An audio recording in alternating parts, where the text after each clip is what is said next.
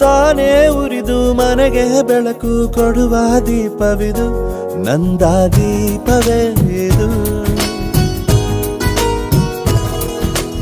ಆಡಿಸುವ ತನ ಕರುಣೆಯ ಮೇಲೆ ನಮ್ಮ ಪಾತ್ರವು, ಸಮಯದ ಸೂತ್ರವನದು.